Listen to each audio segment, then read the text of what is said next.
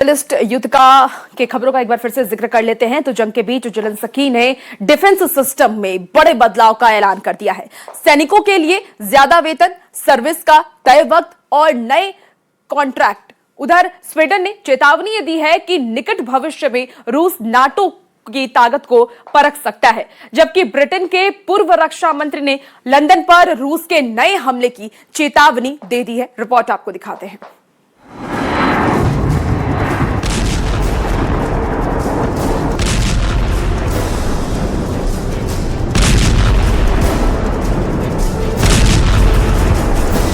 अगर साल 2030 में यूरोप की सुबह बारूद की गंध से शुरू हो, अगर लंदन के आसमान में सायरन बज रहे हों, अगर ब्रिटेन के एयरबेस से फाइटर जेट लगातार उड़ान भर रहे हों और अगर दुनिया पूछ रही हो क्या पुतिन ने आखिरकार नेटो के खिलाफ युद्ध छेड़ दिया, क्या पुतिन की सेना अब नेटो देशों के दरवाजे तक पहुंच चुकी है, क्या यूरोप एक और बड़े युद्ध की तरफ बढ़ता जा रहा है।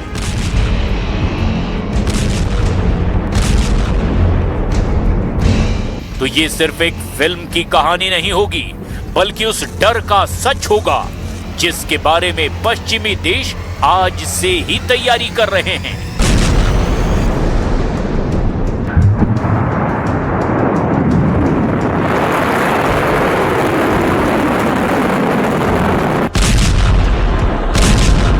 पहली तस्वीर नेटो देश बुल्गारिया की, दूसरी तस्वीर भी नेटो देश स्लोवाकिया की है। दोनों मोर्चों पर युद्धाभ्यास चल रहा है, लाइव ड्रिल हो रही है और नेटो अपनी सीमा की सुरक्षा को पुख्ता करने में जुटा है।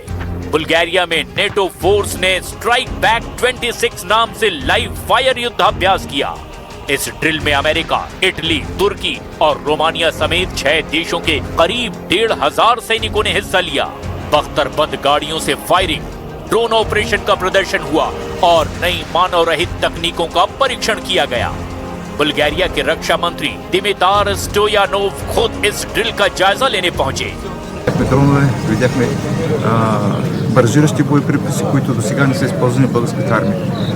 Това, което видяхме, кара да се радвам и определено мога да кажа, че напредъка в сухопътни войски по отношение на използване на безпилотни летателни апарати, въвеждане на нови технологии е видим.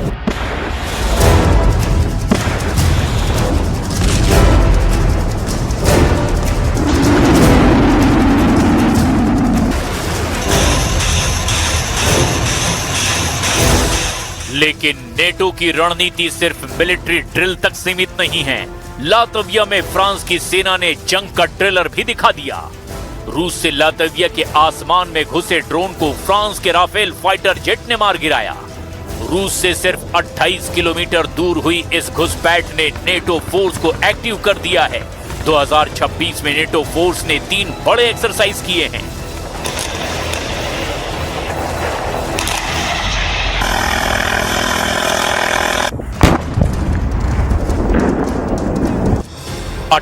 मार्च को स्टीट फास्ट डार्ट 26 नाम से जर्मनी के बाल्टिक तट पर ये एक्सरसाइज हुई। इसमें 13 देशों के 10,000 सैनिक शामिल हुए। इसमें अलाइड रिएक्शन फोर्स की रैपिड डिप्लॉयमेंट पर फोकस किया गया।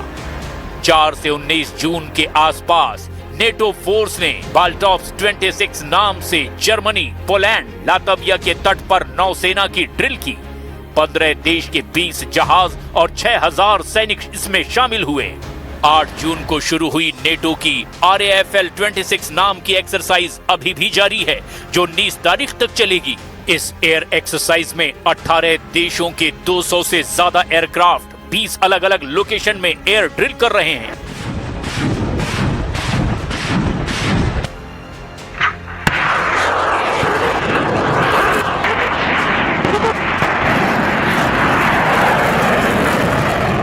फिलहाल रूस और यूरोप के बीच कोई युद्ध नहीं है, लेकिन सवाल यह है कि यूक्रेन के युद्ध के बाद रूस और नेटो के रिश्ते शीत युद्ध के बाद सबसे खराब दौर में पहुंच चुके हैं।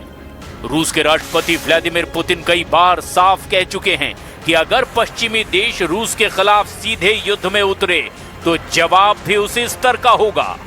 Госпрограммой вооружения планируем оснащать РВСН новыми ракетными комплексами как стационарного, так и мобильного базирования.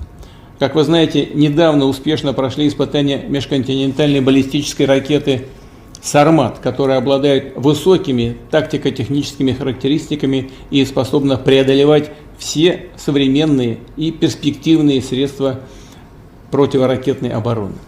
Продолжим принимать в состав военно-морского флота современные атомные подводные крейсеры, а воздушно-космические силы – новые и модернизированные стратегические бомбардировщики.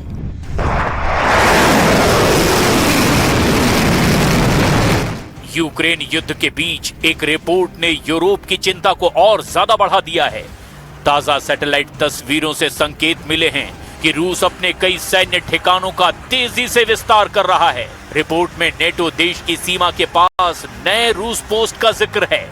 दावा है कि रूस ने आर्कटिक इलाके के पेचांग में मिलिट्री फैसिलिटी तैयार की है, जो नेटो देश नॉर्वे से महज 8 किलोमीटर की दूरी पर है। फिनलैंड और नॉर्वे के करीब मुरमांस्क इलाके में रूस ने ऐसी तैयारी शुरू कर दी है, जहां भविष्य में 17,000 एडिशनल फोर्स की तैनाती की जा सकती है।